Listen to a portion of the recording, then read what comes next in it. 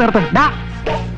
ആരടാ ഒന്ന് മനസ്സമായിട്ട് മൂത്ത് ഒഴിക്കാൻ സമ്മതിക്കില്ലോ. ഇവിടെ വേണം നിന്നെ ഞാൻ സമാധാനമായിട്ട് ഇരുത്താം. അയ്യോ തമ്പുരാനായിരുന്നോ? ഞാൻ അങ്ങോട്ട് വരാൻ തുടങ്ങിയായിരുന്നു. അവന്മാരെ അവിടെ നിന്ന് ഇറക്കാൻ വേണ്ടി അയച്ചിട്ട് നീ ഇപ്പൊ അവരുടെ അടുത്ത് കൂടിയല്ലേ? അയ്യോ കൂടിയതല്ല, കൂടി പോയതാ. യക്ഷികളി തീറ്റി എന്ന് കരുതി സാക്ഷ്യസദാനന്ദർ തോറ്റ് പിന്മാറുന്ന പ്രശ്നമേ ഇല്ല. ഒരു മിത്രമായ അകത്ത് കയറി അവരുടെ രഹസ്യങ്ങൾ ചോർത്തിയെടുക്കുക, എന്നിട്ട് വേണ്ടതിന് പുറത്തിറക്കാം. അത് നടത്തിയില്ലെങ്കിൽ നിന്റെ കഥ ഞാൻ കഴിക്കും. ഇനി ഒന്ന് പിന്നൊരു കാര്യം, ഇതിൽ എന്റെ കൈ ഉണ്ടെന്ന് അവരറിയരുത്. അത് ഞാൻ ഏറ്റു. എന്നാ ബാക്കി ഒഴിച്ചോട്ടെ.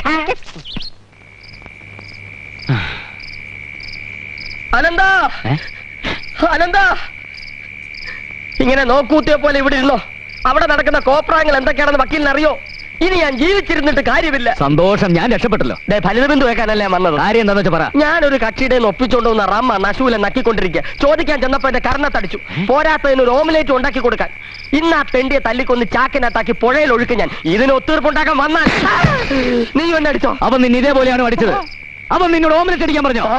ഇന്ന് അവനെ പീസ് പീസ് ആക്കിയിട്ട് തന്നെ കാര്യം തുടങ്ങാം. എന്നാ തുടങ്ങാം. പോ. അയ്യോ കൈ കൈ.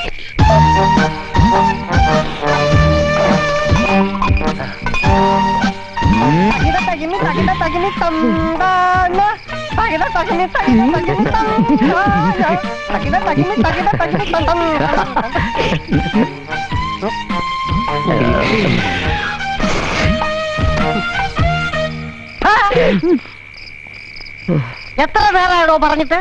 രണ്ട് തടിയന്മാരിവിടെ ഉണ്ടായിരുന്നിട്ട് എനിക്കൊരു ഓംപ്ലേറ്റ് ഉണ്ടാക്കി തരാൻ പറ്റില്ലെന്ന് വെച്ചാ ചെത്തകളെ. തുടങ്ങിക്കോ.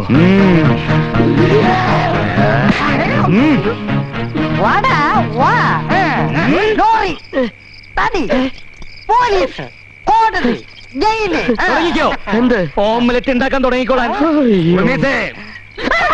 മറ്റോ ഉള്ളി അറിയാം.